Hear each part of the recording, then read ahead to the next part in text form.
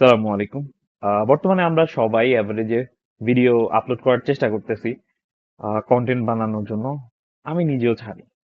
ঠিক আছে? হয়তো কিছু ফানের জন্য, ফাইজলামির জন্য, টাইম পাস করার জন্য আমরা যে যেভাবে পারতেছি কিছু না কিছু আপলোড করার চেষ্টা করতেছি।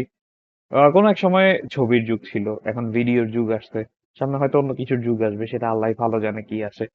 কিন্তু কথা হচ্ছে যে ধরেন আমার সামনে ভালো কোনো একটা কন্টেন্ট আসছে, ভালো কোনো একটা ভিডিও আসছে, সেটা আমি ফলো করব। কিন্তু কথা হচ্ছে খারাপ কোনো কিছু আসলে সেটা আমি ইগনোর করার চেষ্টা করব। কিন্তু কথা হচ্ছে এখন আমাদের এই ঘরে বাচ্চা কাচ্চা আছে, সবাই ভিডিও থেকে শুরু করে সবকিছু দেখে, কার্টুন দেখে, বা এই কন্টেন্ট গুলো তারা দেখতেছে আর ওইখান থেকে তারা শিখতেছে।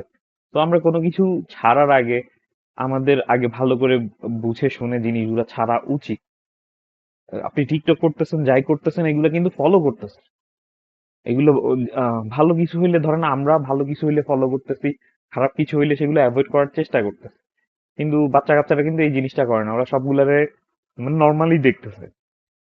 সো আমাদের উচিত আমরা কোনো কিছু ছাড়ার আগে ভাবা যে আমি যে একটা ভিডিও ছাড়তেছি, এই ভিডিওটা কিন্তু মোটামুটি এটা জাস্ট ভিডিও না যে আমি ছাড়তেছি, জিনিসটা মানুষ দেখলো বা না দেখলো তাতে আমার কিছু যায় আসে না। কিন্তু এই জিনিসটা আমার মনে রাখতে হবে, আমি ছাড়ার পরে যখন বাচ্চা কাচ্চা থেকে শুরু করে মানুষজন এই ভিডিওগুলো দেখবে, তখন তাদের কাছে কি মেসেজ যাবে বা তারা কি করবে এই জিনিসটা।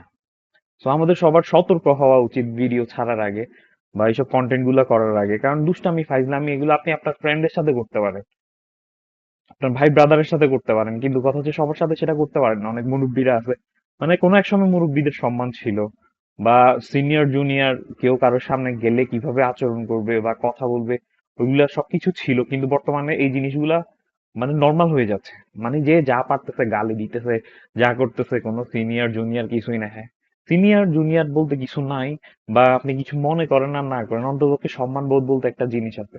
এই জিনিসটা কিন্তু আমাদের মাথায় রাখতে হবে। আস্তে আস্তে মানে যেভাবে সমাজের অবস্থা তৈরি হইতেছে, এটার জন্য আপনি ধরতে গেলে বর্তমান মিডিয়া জগৎ কেউ কিছুটা অংশে দায়ী করতে পারেন, তবে মিডিয়া জগতের কোনো দোষ নাই।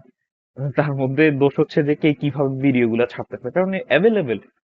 আমি, আমার যোগ্যতা কি? আমার কোনো যোগ্যতাই নাই ভিডিও করার, বাট আমি চেষ্টা করতেছি, মানে আমি ভিডিও বানানোর বা কিছু একটা করার।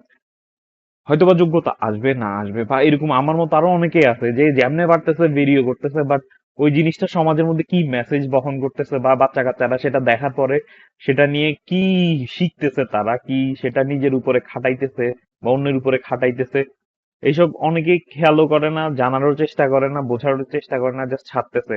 ভাইরাল হতে হবে, টাকা ইনকাম হবে। আসলে কয় টাকা ইনকাম হয়, কিন্তু এই টাকার লোভে পড়ে আমরা কি করতেছি, আমাদের মূল্যবোধ হারাই ফেলতেছি দিন দিন। মানে আমাদের মন মানসিকতা অন্যদিকে চলে যাইতেছে। তো আমাদের সচেতন হওয়া উচিত আরো। কোনো কিছু ছাড়ার আগে মানে ভাবা উচিত যে আমি যে এই জিনিসটা ছাড়তেছি, এই জিনিসটা ঠিক হচ্ছে কি না। আমিও একটা ভিডিও ছাড়ার আগে 100 বার দেখি, ভাবি, প্র্যাকটিস করি, তারপর বানানোর চেষ্টা করি যে এটা মানুষের কাজে লাগে কিংবা লাগে না, বা এই সেই সবকিছু। তো কোনো কিছু ছাড়ার আগে, শেয়ার করার আগে আমাদের আসলেই সবার উচিত আরো সতর্ক হওয়া। কারণ দিন যত যাচ্ছে পরিস্থিতি ডিজিটাল হিসেবে উন্নত হওয়ার জায়গায় আরো অবনতির দিকে চলে যাচ্ছে। তো আসেন সবাই সতর্ক হই, নতুন নতুন কিছু করার আগেও শিখার চেষ্টা করি সবাই। কারণ আমাদের মরার আগ পর্যন্ত শিখতে হবে, যেদিন মারা যাবো সেদিন তো শেষ। তো সবাই ভালো থাকবেন, সুস্থ থাকবেন, এতটুকুই। ইনশাআল্লাহ অন্য সময় অন্য বিষয় নিয়ে কথা হবে। আল্লাহ হাফেজ।